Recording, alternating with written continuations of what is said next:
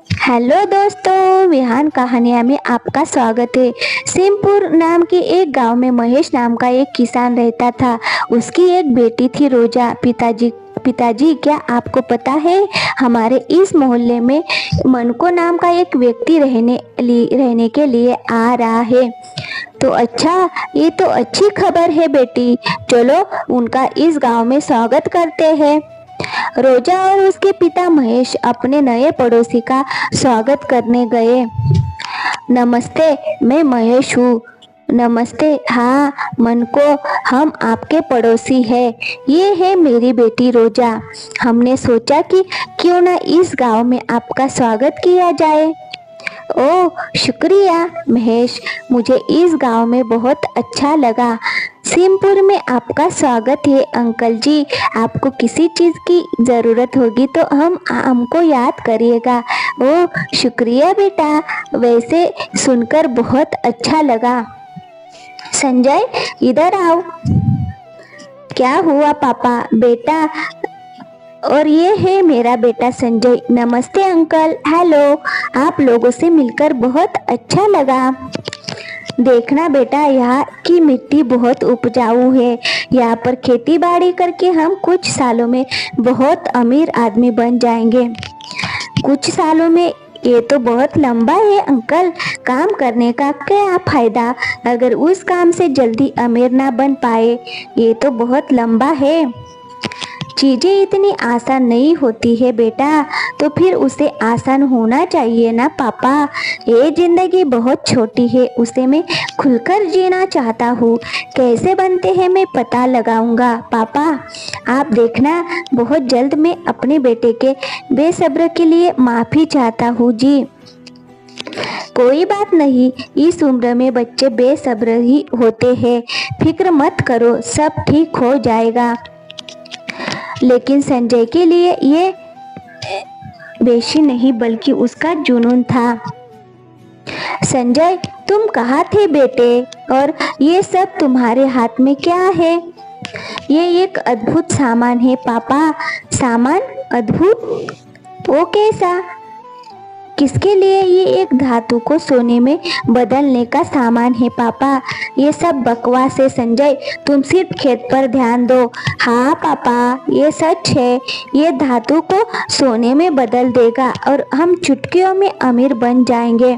चीज़ों को सोने में बदलने के लिए कितनी जिंदगियां बर्बाद हो चुकी है, और तुम तो वैज्ञानिक भी नहीं हो। विज्ञान तो सामान्य विज्ञान के अलावा और कुछ नहीं है पापा। मैं पता लगा लूंगा, देखते रहना, धातु को सोने में कैसे बदलूंगा। मुझे समझ नहीं आ रहा है मैं क्या करूं। घबराओ मत, ये सिर्फ 2 दिन का जुनून है। संजय कोशिश करते करते थक जाएगा। परंतु संजय ने मन बना लिया था। संजय बेटा, तुम आ गए। चलो आओ लंच करते हैं। मैंने तुम्हारा मनपसंद खाना बनाया है। पापा, मैं अभी फिलहाल बिजी हूँ। ये कहकर संजय वहां से चला जाता है। सुनो, जंगल में घोड़सवारी करने चलोगे? फिलहाल मैं बिजी हूँ। पापा, तुम्हें तो बहुत पसंद थी ना। अब मैं बच्चा नहीं रहा हूँ और मेरे पास समय भी नहीं है।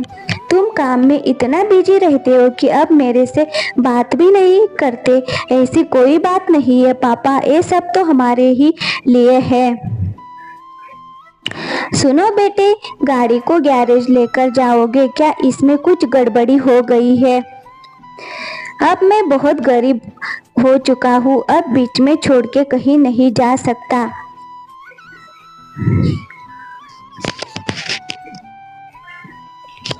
फिर ऐसे ही संजय काम कर रहा होता है, तभी आग लग जाती है।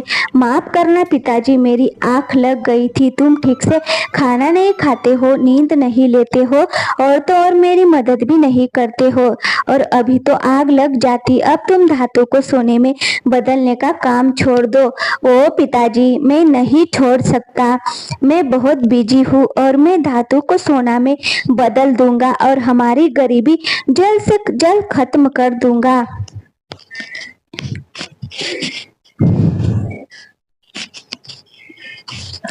पिताजी, मैं सोच रहा था कि आप मेरे लिए कुछ करें। हाँ बोलो, क्या बात है?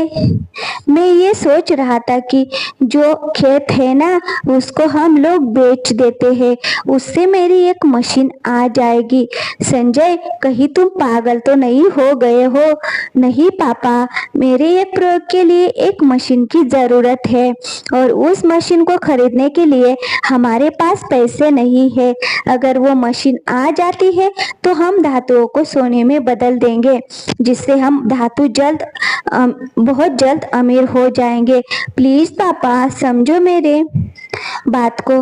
बेटे ने अपनी सुध बुध खो दी है। मैंने सोचा कि 2 दिन में उसका बुखार उतर जाएगा, लेकिन यहाँ तो उल्टा हो रहा है। उसका पागलपंती और बढ़ते जा रहा है।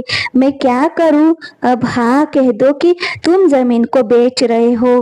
क्या? हाँ हाँ कह दूं, तुम अपने बेटे को खेत बेचने के लिए, लेकिन उससे पहले एक शर्त रखो कि तुम्हारा बेटा मेरे से आकर मिले।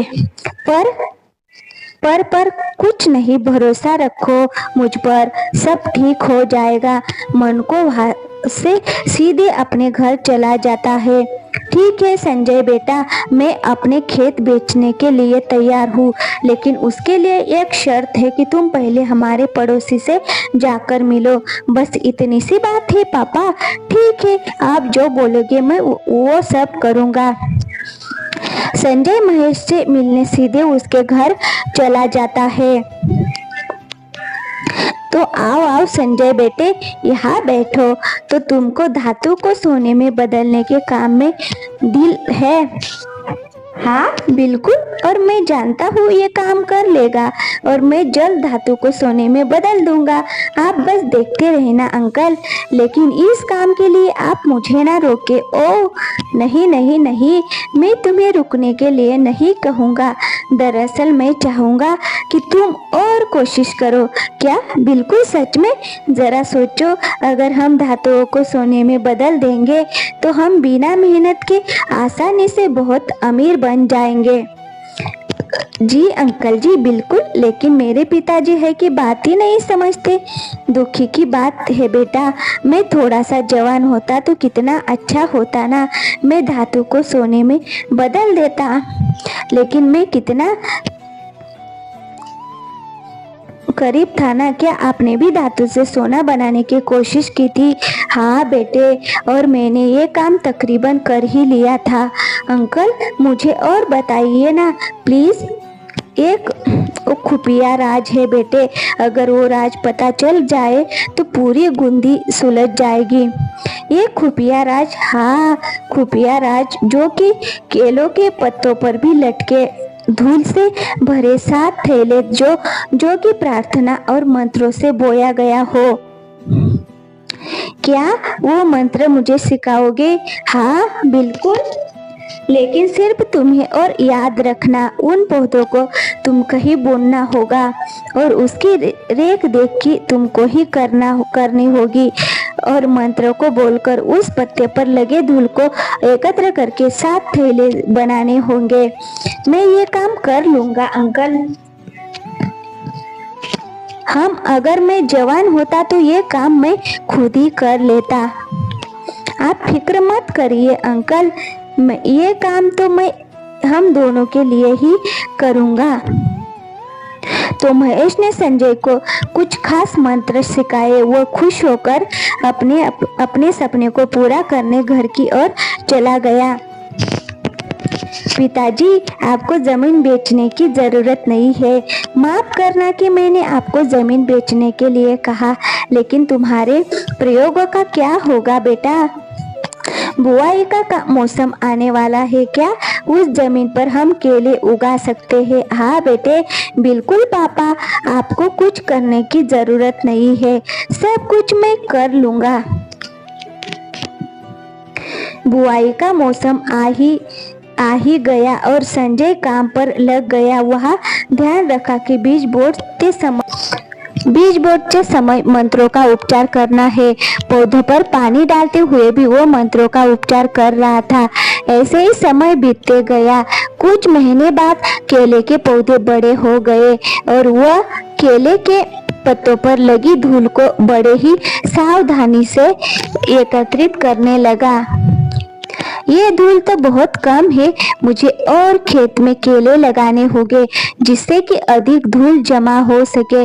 ऐसे कहकर वह अन्य खेत में भी केले के पौधे बोने लगा और वह अपने पापा के साथ जंगल भी घूमने जाता, साथ में खाना भी खाता था।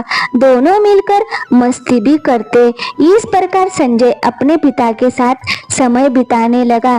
देखते ही देखते 7 साल बीत गए और संजय 7 थैले धूल भी एकत्रित कर लिया था। आखिरकार मैंने कर दिखाया। देखिए अंकल, मैंने 7 थैले धूल एकत्र कर लिए। अब बताइए कि धातु से सोना कैसे बनाए। तुमने पहले ही इस धूल को सोने में बदल दिया है बेटा। ये देखो तुम्हारे 7 साल का मेहनत है, पर मैं तो धातु को सोने में बदलना चाहता था। नहीं बेटा, सिर्फ तुम अमीर बनना चाहते थे, जो कि आज तुम बन गए हो। साथ ही साथ तुमने अपने पिता के साथ अच्छे वक्त बिताए हैं और अपनी मेहनत से तुमने इतना धन कमा लिया कि तुम आज बहुत अमीर हो गए हो। क्या तुमसे ज्यादा कोई अमीर है क्या? तुम्हारी जिंदगी खूबसूरत नहीं है? बिल्कुल है अंकल, आप लोगों ने मुझे बेवकूफ़ बनाया। इन 7 सालों में बहुत अच्छा सीखा मैंने मेरे जीवन में मेरा मकसद था, पर ये कमाल का था। जिंदगी का मकसद काम का मकसद अमीर होना नहीं है बेटा, बल्कि जिंदगी में कुछ करके दिखाना है। कुछ भी काम आसानी से नहीं बल्कि मेहनत से करना होता है और ऐसा कुछ करें जिससे हमको खुशी मिलती है। यही असली